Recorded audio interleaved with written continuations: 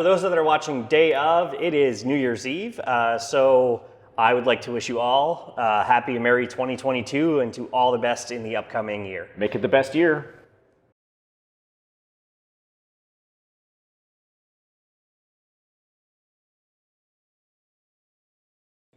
Ladies and gentlemen, welcome back to All Beer Inside. Today we are back to the first. Our first ever interview. Joining us is Troy from Labrosse Brewery. Hi. Thanks for hosting us a second time. 2 years and change later. Obviously, a lot has changed since November 2019. It's a whole new world. So yeah, it's been wild, and the fact that you're our first ever interview, I always appreciate that you stepped up and Drew as well. Yep. You two pretty much helped make our show what it is. So I always put thanks to you and Drew from Kanawaki Brewing for allowing us to talk about your passions, your beers, and everything else. And there's been a huge amount of change. Lots of change. First thing, the Lab series. Actually, you know what? Let's start with a beer. Yeah, and then we'll talk about it. So, all right. What's the first one we're drinking here? So, first one is a spin on our classic Wicked Nor'easter. This is our double Wicked. Okay. Just our I guess grocery store hazy IPA, if you will. It's an entry level IPA. Okay. Really good flavors on it, but it's not that crazy double dry hopped punch in the face that some of the labs will give you. Just a very nice drinking beer, available at most grocery stores and deponers. Yeah, which has been a big change in Quebec the last couple of years. Okay, as we do. A toast. Cheers. Oh yeah. No over crazy bitterness hit me. Nope. It's not like a punch in the face of hops. So. That's it. No hop burn. The alcohol is nice and hidden. It's just really nice. Yeah, that's I'm starting to find that deceiving. It's like, oh, an 8% beer from friends of the industry emporium up in Quebec City. It's like 8%.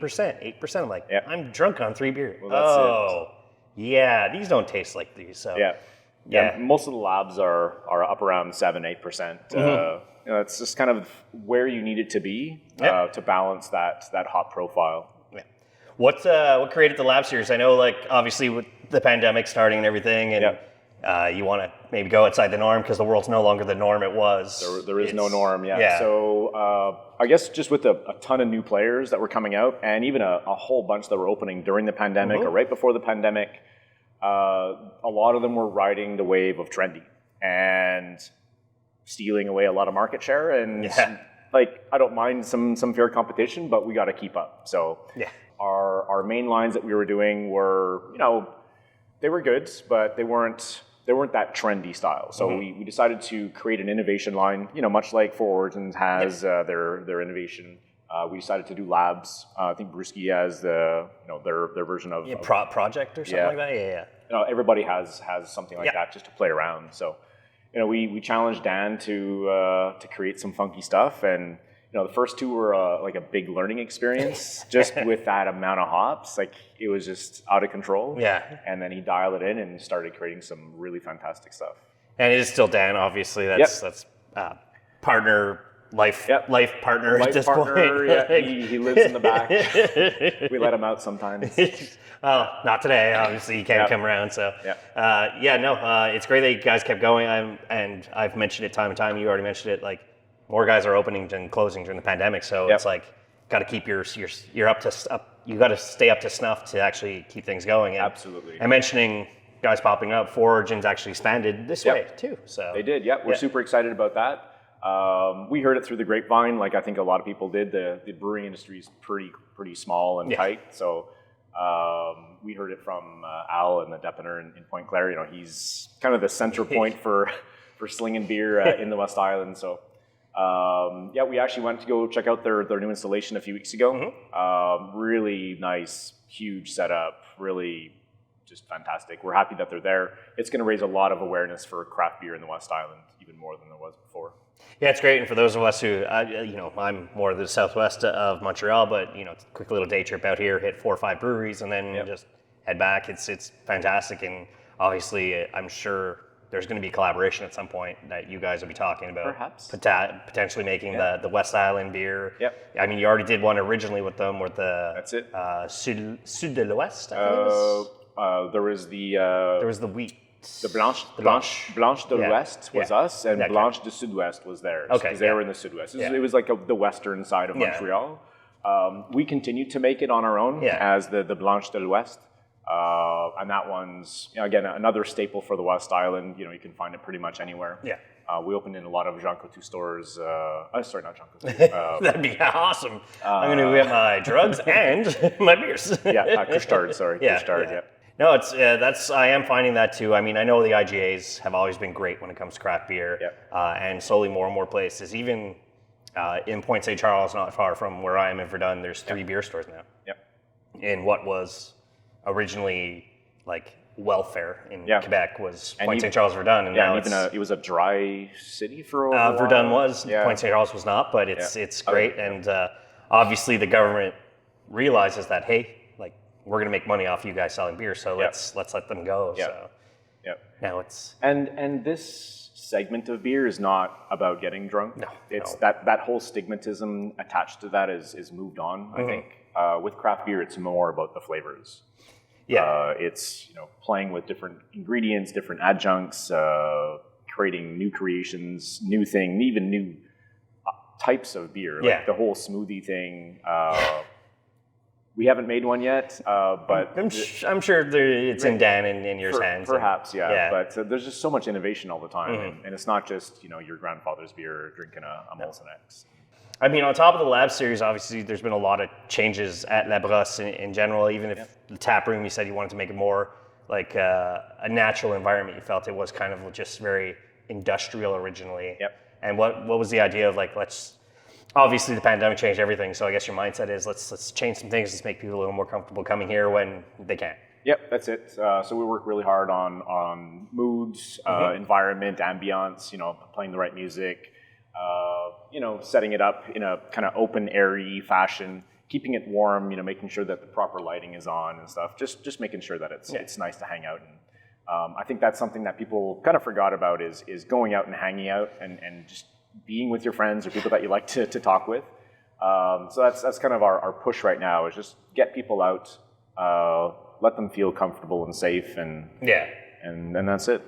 See the art you have in the background of the angel in hell, more or less. It's like there's old, but there's still new here, and I like the change that you guys have gone through. That's it. And we're actually speaking with the same artist, Ashley, to do a huge mural on our wall, something a bit more permanent that's going to capture our essence of who we are.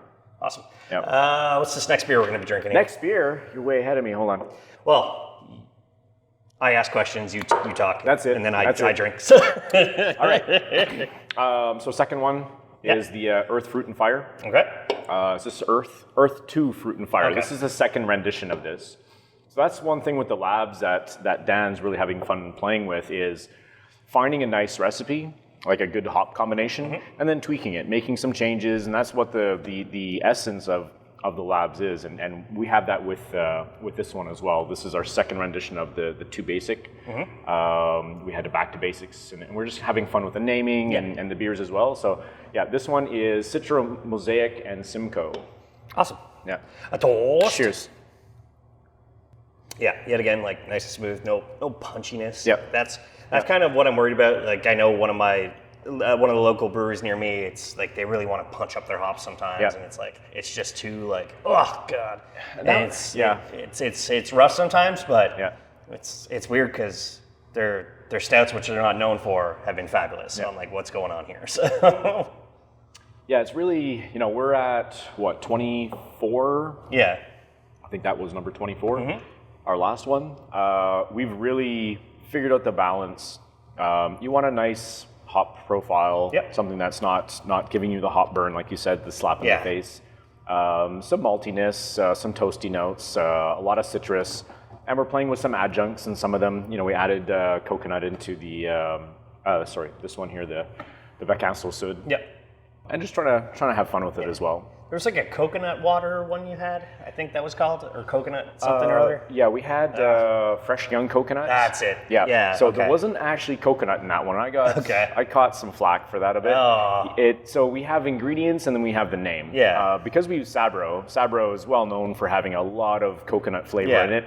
It had a coconut profile, but there wasn't actually coconut in it. So This one we actually did use coconut, and it's crazy. It's like drinking a pina colada going down south, which I think a lot of people are wanting to do. Or I have a few friends that are heading down to Cuba fairly soon, so people are getting out and about. Yeah, no, I'm personally I'm not ready to travel on a plane, but I know sooner than later I will be. And I will be.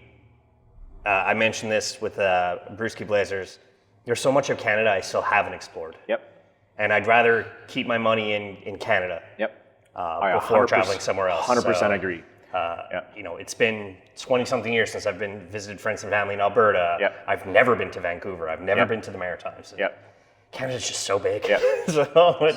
So I was exactly the same way. Yeah. When we weren't allowed to travel, not this past summer, the summer before, I went on a cross-country Canada tour with my kids. Yeah. I bought a pop-up trailer. Cool. We took our time, like 6-hour maximum driving per day, set up the camper, visit some breweries around the area, find a lake, go paddleboarding. There was so much to see, and I was so happy to do that with my kids, and they talk about it all the time. When are we going to do it again? Like, are we going camping? Are we going to go see my parents in Alberta? And I didn't do it this summer, but I want to definitely do it again next summer. I think it's super fun. Alberta's stepped up their game. 2 years ago, they won 90% of the Canadian Brewing Awards, so it's... Yeah, I've been trying to set up a trip to go out to Vancouver Island, to Victoria. Sarah's out there now. You remember Sarah? Yep. She's working at Souk Brewery. Okay. That's what we call it, Souk something. Yeah. I need to head out there and see what they have going on. Yeah. I know you've also brought on a new partner as well. Yep, we have, and this was in the works before the pandemic started, but it was kind of good timing, I guess. We brought in Alex Santos. We had worked with him with an MBA program that we were doing with the John Molson School of Business. But a really good friend of mine was in his class. So they did a project on us, and they were trying to help us out as consultants, learning how to consult in a business, and they picked a brewery. And the guy believed in our vision and our philosophy and what we were trying to do, and made us an offer. So he came in for the past, I guess, almost been like a year and a half. Yeah, he came in like around May, I think, and it was right after we had shut down, but we were discussing it before. Yeah. And he'd been running the place as a general manager, the managing partner. Yeah. Okay, because I remember seeing him, and you've introduced a bunch of things. I know you have like a loyalty program now. Yeah, we do. The terrace, patio, as well. As I mentioned pre-show, I know in New Hampshire they did like snow globes in a sense, or igloos. So that's maybe a suggestion is, you could have more people out there during the winter, and those who don't feel comfortable coming inside can actually enjoy a beer outside with their friends. Maybe not so much the weather we had the other day of this recording, but you would have been blown away to Kansas. Yeah, exactly. You had your Super Bowl specials. Your social media has really picked up its game, I find, too. I think you're doing trivia nights again, from what I saw. We are, we started that up. We do that in conjunction with a run club that we have, the Phoenix Run Club, which I'm a member. They come the second Thursday of every month. We do a run, and then we have trivia after. Yeah. And there's a reason why they want to have the trivia on that night is because they've never lost. Okay. They've never lost since we've been doing it from the very beginning. Yeah. They've been super supportive of us, and we like working with them as well. So, follow our social media for that when the trivia pops up. Because we were here when Sarah, you mentioned it, did the French trivia, and we brought in our French pro who unfortunately lost the game for myself and Phil behind the camera. So she's not lived that down from our words. So it's great though that things are back, and obviously I'm pretty sure you're more than packed than you're allowed to be by law right now. We're back to normal operating capacity, actually. That started on November 1st, I think around beginning of November somewhere. We have to check vaccine passports, obviously, but we're allowed to be full capacity. Yeah. No, it's awesome. And as, again, mentioned pre-show, it's like, because of the vaccine passports, I feel more comfortable going to places. I went to America for the first time in 2 years, almost 2 years. So jealous. It was just Plattsburgh, and I'm like, it's so weird. Like, it says, well, wear your mask.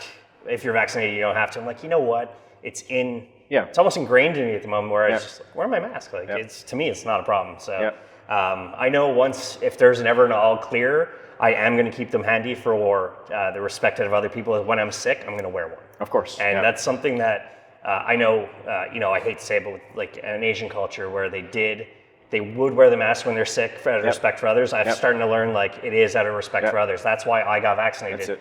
I don't want to get you sick. I don't want to get my parents sick. My parents are elderly. That's the last thing I need on my conscience. Yeah. It's interesting that you say that because I was thinking of something I read recently that they started wearing masks way before everything was mandated in Japan, and they've been doing it for forever, and it's a respect thing, I think. And I mean, speaking of like respect to the other human man, I find there's a lot of respect in the brewing industry. I mentioned to Phil earlier, like I have not met a bad person through the shows, through the people I contacted online, and I'm always worried I'm going to get that one bad person. It's going to ruin it for us. So, well, you could go to Untappd in Nova Scotia. Yeah. I think it's a bit of an act, but I remember, when was this? This was 2019 in the spring. I did a Maritimes tour. I needed to clear my head, get out and see some things. Again, explore Canada. Yeah. I'd never been to the Maritimes, and I like driving. I drove through New Brunswick, stopped at some breweries, met some fantastic people in small towns at little breweries. But Halifax has it going on for beer. Yeah. They have a lot of great stuff. And there's this one place, Untappd, and it's just, it's kind of like the soup Nazi in Seinfeld, where it's just very like, but I think it's an act. It's part of their Untappd thing. Yeah, I know there is one in Ontario in the Waterloo region who is anti every health measure going on. Yeah. I'm like, how are you in the public domain and anti everything? But I was in when Quebecers were first allowed to return to Ontario when there was a temporary shutdown. Yeah. I visited with my brother-in-law. I'm like, and I got him into craft beer, which my sister gives me crap for all the time. It's like, he never buys beer, and when you come in, he spends $300. I'm like, sorry that your husband's enjoying his life. We went to Waterloo Brewing Company. I'd never been there, and it's huge. It's beautiful, huge place. And obviously, they're one of the old school craft breweries in Ontario. And he's like, what about this place? I'm like, no, the guy's like an anti-vaxxer. He's like, we're not going. And he's health and safety for like a major company in Canada. So the last thing he needs is that. Like even just that looks bad for him. So that's it. It's just there's no need to mess around with this kind of stuff. Right. Hopefully we're on like nearing the end of the hump of all this stuff. Yep. Who knows? It's been 2 years. It'll be 2 years in March, but it's crazy how much the world's changed and. It's different. I think we'll all live with this. Yeah. This thing's not going anywhere. No. We're gonna have to live with it, like we've lived with the flu for hundreds of years. And it's evolved, and that's what viruses do. They evolve, they change, and they adapt to live with us. They don't. Viruses don't want to kill us. They do in the beginning because they're strong. But their purpose is to survive.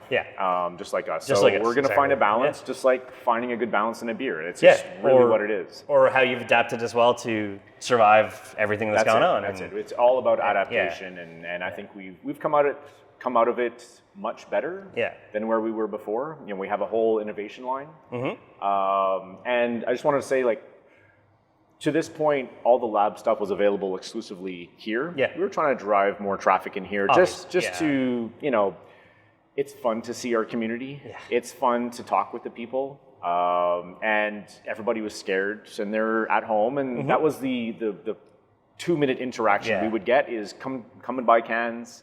I get to see you. I have a good time. You have a good time, and then we go back into our caves and fear for our lives. I mean, we were here for our 4th anniversary, where like me and you just basically sat here and we pulled our masks down and we took a quick sip of the beer and put our masks on. So it was, we did what we could. But it is that way. I mean, same thing with Drew Kanawaki, Luke's Brewing. They've had to do the same thing. They've been lucky enough where their anniversaries are during the summer, so they can have spread out patio. But it's very hard when guys like yourselves and Drew, when you're in March, which is prime flu and cold season. That's it.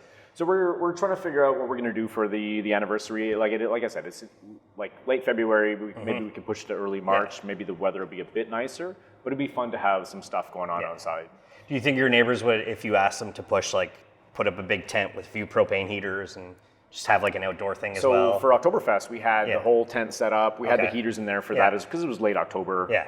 Late September. It was actually, I think it was miserable that weekend. It was raining a lot on Sunday. I think we had to close it down early. No, the neighbors don't mind. Okay.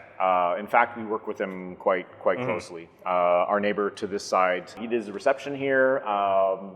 There's a few other businesses down further in the building that come and do their 5 cassettes here. Yeah. So we're good with our neighbors. Yeah.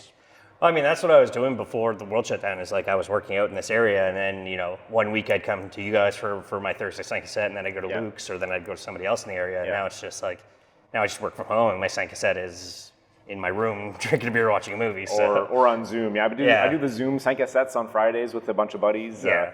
But it's... They're becoming tedious. Yeah. So trying to figure out the next thing to do. And I think now we're in a position to start going out and being a little bit safe and comfortable with a select group of people. So we've got an event coming up, and I pretty much said, if you're not feeling well, please stay home. That's it. That's it. Back in the past, people would be like, I don't care if I'm sick. I got to go out and I got to see my friends. Now it's just, please respect. Please respect your other man. Yeah. So So all right, what's number 3 we're trying here today? This is by far my favorite. Okay. Yeah. Color's amazing. This is Fou Du Roi. It's Citra and Jester. So it's Fou Du Roi and Jester. Beautiful nose. Sure. Toast. So you mentioned you haven't tried Jester. I hadn't tried Jester before this as well. Yeah. I think it works really nice with Citra. Mm-hmm. It's a very balanced beer. Right? I know Dan, obviously, in the back working on all these new recipes. Are there something where you're like, hey, Dan, remember to put these hops in it because it's my favorite? But we do cycle back on beers because I think people do like the combination or do like a particular hop. Yeah. It brings out something in them, whether it's a smell or a taste. And smell is very tightly associated with memory. So maybe it's that's just making people crazy for things. But this is one of them where I want to do a second rendition of this pretty quick. Yeah. We do second renditions of, like I said, the back to basics. We did a couple of those, the Earth, Fruit, and Fire. This is definitely one that's going to be on that list. Yeah. No, like I said just before, I've discovered two of my favorite hops are Cashmere and Vic Secret. Yep. Like because of all just trying new beers, and I think Mario from Castle. Yep. He actually sold you your equipment, right? Yep. So and Andrew as well, and when we interviewed them last March when numbers were a lot lower, it was like, oh, cool, and he's like, yeah, I got to collaborate with Troy and Drew at some point. I'm like, oh, that'd be awesome, dude. So. I'm sure at some point he'll get in touch with you. I haven't even thought of that. Yeah, I was in Toronto a couple weekends ago and just visiting breweries, looking at new things that are happening. Yeah, I follow your personal Instagram, so I get to see your beer ventures. So funny. Third Moon, like their beers are crazy. Their marketing is top notch. They made a name for themselves during a pandemic without a tap room. That's like bravo to them. I was trying to look for people to work with us for our 5th anniversary. We're going to do a bunch of collabs, and we're trying to find people that we like to work with. And I hadn't even thought of Mario. Yeah. I love Mario. I'm going to give him a call tomorrow and see what's up. Since it's your 5th anniversary, maybe Saint-Quentin-Baron and Gatineau. Yep. The 5-5. Yep. It's just an idea there. So. And bring back Lieutenant Dan. I was a big fan personally. Lieutenant Dan. Oh, yes. I know Drew's probably, I believe it was, Drew's doing another one with Brewski. Yep. So, I mean, like you said, you guys are always willing to work with each other, and that's amazing. This is one thing we need to do as a small industry in a niche segment of a larger industry is work together. Oh, yeah. There is competition. Don't get me wrong. People compete all the time, and it's fun. Like, damn, her ratings are better than ours. I mean, why wouldn't you have Canadian Brewing Awards without it? Like, that's it. But people do love working together, and I love going to other breweries and talking about our craft and what we're doing and what's coming up, and trying to gauge their interest to see if they want to work with us and make a beer together. So that was really what I was doing when I went to Toronto. I went to Badlands, another Troy. I wanted to go to speak to Troy Bursch at Great Lakes Brewing as well. Yeah. I want to make a beer with 3 Troys. We want to make a Troyfecta. Yeah, there you go. Yeah, so Troyfecta. That is fantastic. Yeah, I'm going to push that a lot. Hopefully they watch this episode. I'm going to send it to them, and hopefully it's... There are also hopeful future interviews. Awesome. I mean, just as a whole, as the amount of traveling and personally being a new car owner for the first time in over 25 years, buying my first new car, it's like, I could put so many kilometers on it now and not have to worry about it breaking down on the side of the highway. You're very excited about your new car. I am, actually. It's it's a big change for I'm myself a car personally. Guy, so I appreciate when people get excited about cars. And I never thought I'd be into owning car payments in general. But yes. Well, there's that as well. Yeah. So, but I mean, the potential with travel for myself and Phil, obviously, and going to all these fantastic breweries. We still have 1 or 2 in Franco, Ontario to do. We still have a bunch in Ottawa and everywhere in between. Wood Brothers, who we met you there before the pandemic. Yep. So it's just so many people to talk to about your passion about your business and getting together and doing things. And then, Mario even said, it's like, oh, I ran into Crystal Malt, so I called Chic de Blue up the road. And he's like, yeah, I got some extra. I'll bring it over. And then, I bring him hops because so the fact that you guys are always willing, it's friendly competition. Yeah. And it's great to hear because none of you guys want each other to fail. Nope. And that's the most important part is, that's why I always say, spread the love. Whenever I've always asked this, and you've already mentioned it, is when somebody comes here and drinks all your beers, friends in the area to try. Now, obviously, you mentioned Luke's last time. Four Origins is new. Yep. And then if you're really willing to take a little, drive, there's Trois Lacs in Vaudreuil. So, for me, it's not a drive. It's on the way home. Yeah. So I used to stop in there actually on the way. I'd leave here 9 o'clock. Yeah. The staff is here. Everything's under control, and I'd stop in for a beer and just chat with them over there. Like I said, I love supporting our entire industry. So yeah, it's awesome to see, and like I said, following your personal Instagram, it's as you mentioned, road trip across Canada, but let's see what brews are here. That's it. So I'm Legacy in Saskatoon. Awesome. Just super great people. This was midst of the pandemic. Yeah. And didn't have a reservation. It was reservation only. Just met him at the door. I'm like, I'm from Montreal. I have a brewery. He's like, come on in. Yeah. I'll sit you down. We'll find a space for you. I'll show you. I'll give you a tour. And that's what this industry is about. Yeah.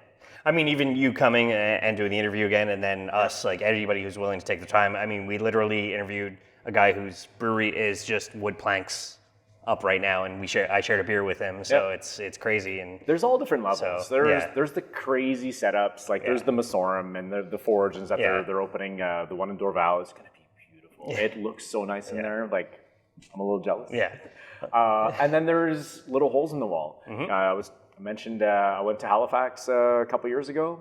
Tide House, a tiny little brewery in a basement of some building, was by far my most favorite experience there. Yeah. The guy was awesome. He remembered Dan from the year before. Yeah. He's like, Labrosse, he's like, remember a guy that was really tall? I'm like, yeah, Dan was here last year. Yeah. He remembered, and there were 7 chairs around the bar, and that was it. And it was so fun. Yeah.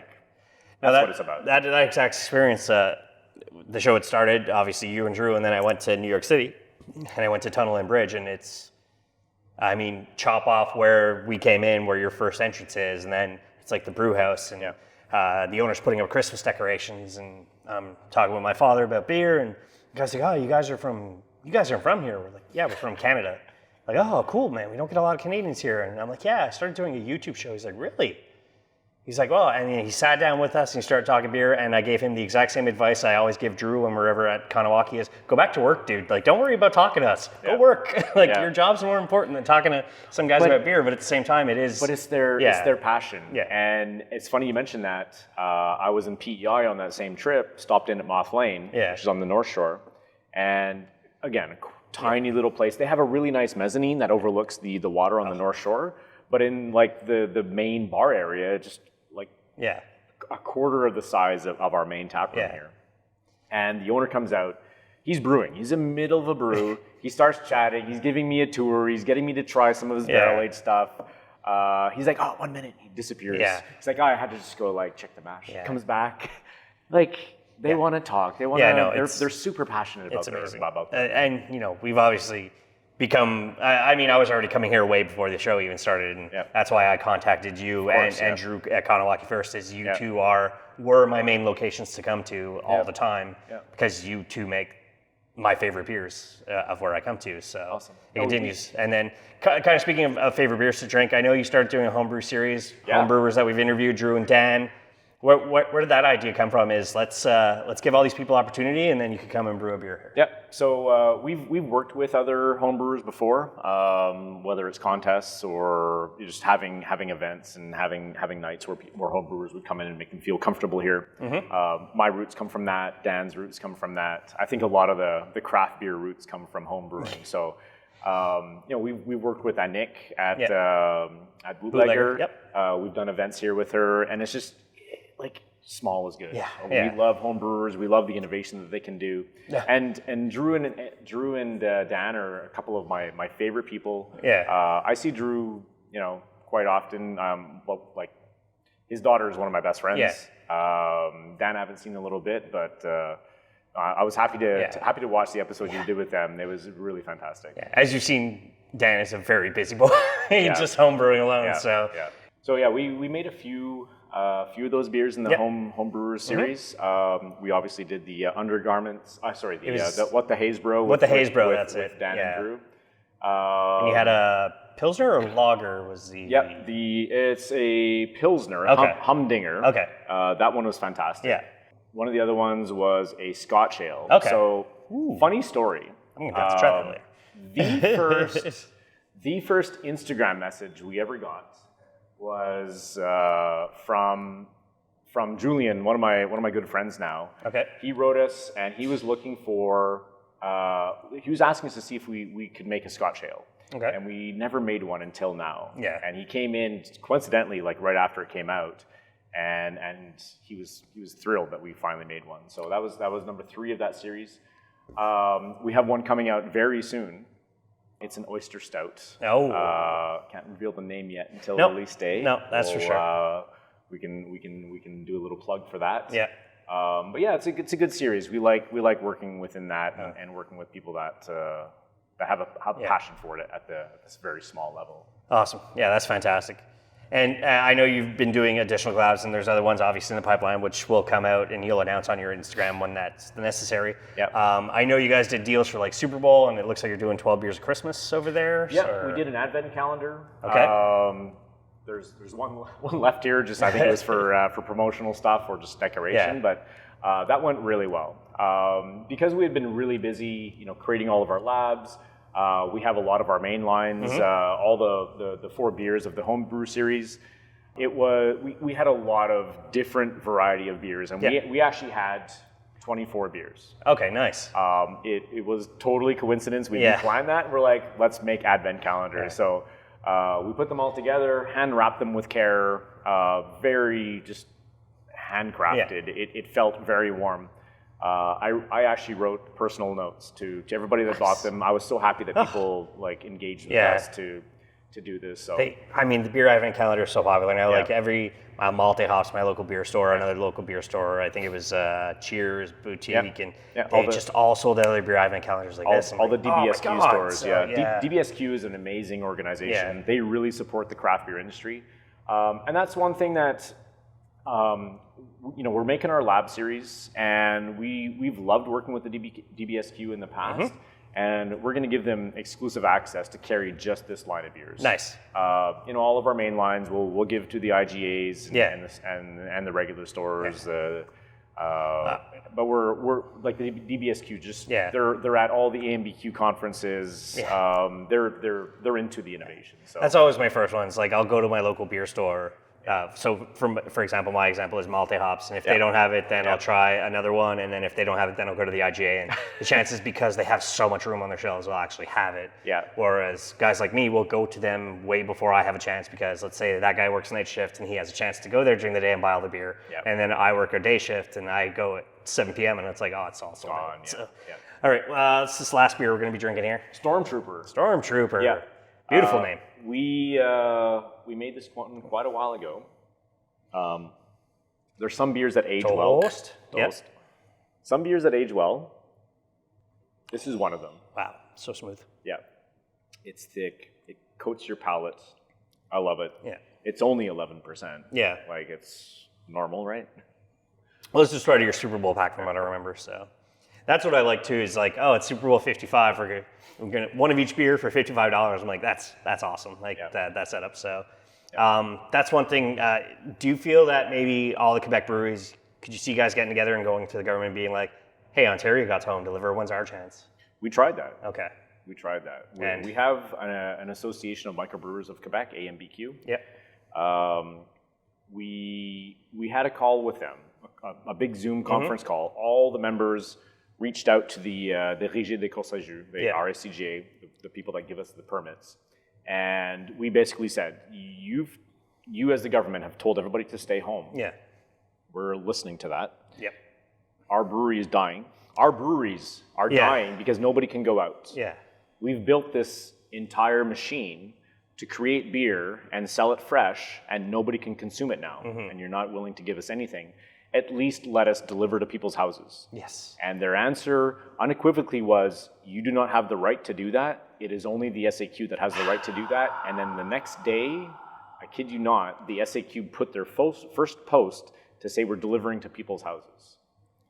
And it's only on select products. There's words I'm going to use, but because we're on a PG language show, I'm not going to use it right now. But it is, like, as a beer drinker, I got to say it is very frustrating. And we mentioned the first ever time I spoke with you, like, when can we share beers across Canada? And that's another thing I'm sure you mentioned, like, you want to do the 3 choice now. It's going to be a pain in the butt for you to be like, okay, well, now I have to go there. That was really it. I went to see the guys at Badlands. I'm like, I have a great idea. And it was, at that point, I was just going to be me and, like, the idea was me and him. Yeah. And he's like, yeah, it sounds very illegal. We can't ship a beer across the lines. I'm like, yeah, I know, but we can figure out sharing recipes, whatever. And you know, breweries have done it. Sir John, you know, they collaborated with Bellwoods. Cinq and Baron.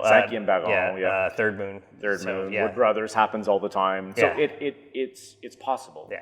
But yeah, they need to lighten the ability for us to not move product across the provincial borders. Yeah. It's easier for us to export to the States or to China or to wherever, to Europe, than it is within our own country. And this comes back to your comment about traveling in Canada and spending your money in Canada. Why not support our other breweries in Canada versus, you know, trying to buy stuff from the States or sending our stuff to the States? It doesn't quite make sense. That's literally, I was in Plattsburgh and I was able to buy beer from Michigan, Texas, California. You know, why not? We're Canada. We're supposed to, you know, we're supposed to have some of the best beer in the world. Why aren't we bringing it to each other? So, that's there's some laws that we got to fix in Canada. Obviously, there's a lot.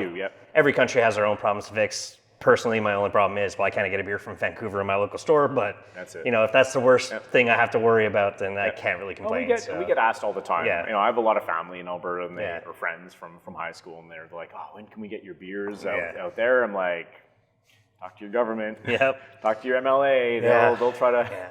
Like, the more noise we make, the more they might be willing to do it. I mean, we had the pandemic election, unfortunately, and it was like, and my local M&A was like, hey, what can I do to fix? Like, what would you want? And I literally wrote, fix the beer laws in Canada. That's all I wrote. Make them more up to date. Because it's so like old school draconian laws that we have to get rid of. That's it. So, you know. Yeah, and I'm close with our members of National Assembly and the MLAs. We talk to them frequently, and they try to support us, but you know, they're bound by, you know, being the opposition or whatever. But as long as we all make it clear of what we need and what we want, hopefully things will eventually change. Yeah, it's just a matter of time. Let's hope. That's it. We need a prime minister who likes craft beer. That's pretty much it. So. I know our current prime minister likes beer, but he doesn't. Should have been Jack Layton.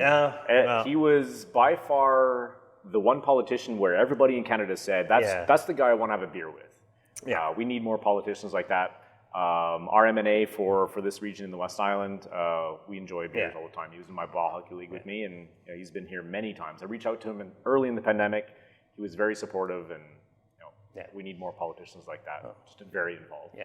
I mean, even when I mentioned on your 4-year anniversary, hopefully as this is a show, we're trying to get into more like philanthropy style things. And I'd already told you, it's like I want to do kind of I'm stealing it from the Southern Ontario Beer Boys. So literally it's clubs for kids where it's on a golf course. Every 3 holes there'll be a craft beer to taste and go golfing and softball tournaments. And you already said you're in. And I mean, like you said, you guys are more than willing to always do this kind of stuff. So it's fantastic to hear that. It's all community support, and that's what. And that's one of our pillars of success and that's something we instill with everybody that's here. Is we're a community brewery. we give back to the community. We're involved with the community.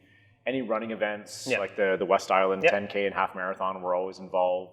West Island Community Shares, we're very involved with the people that support us.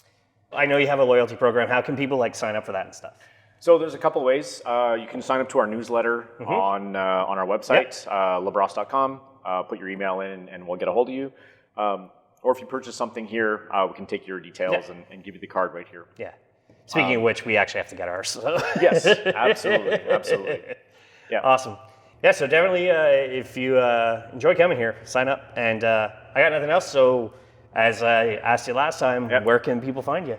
So labrosse.com, we got a fantastic website. All of our beers that we have on tap are there. We're available in cans. We're trying to keep our where to buy section updated, but it's tough. When our distributors send stuff out, we're trying to keep up, especially with having so many beers. Check out your local DBSQ stores. We're going to be having all the labs at the main ones, especially around the city of Montreal, also Quebec City. Check out our social media. Look for our events that we're setting up. We have an ugly Christmas sweater party coming up. Kind of a customer appreciation thing. Unfortunately, I'll be missing that this year. I know. That's going to be a lot of fun. Right before the holidays, December 19th, I think it is, on the Sunday. Sunday I can make it. Yeah. Okay. Yeah, we initially had it on the Saturday, but we have a really good friend and patron of the brewery here. He's having his birthday party on Saturday. He let me know way before, and we had to move it to Sunday.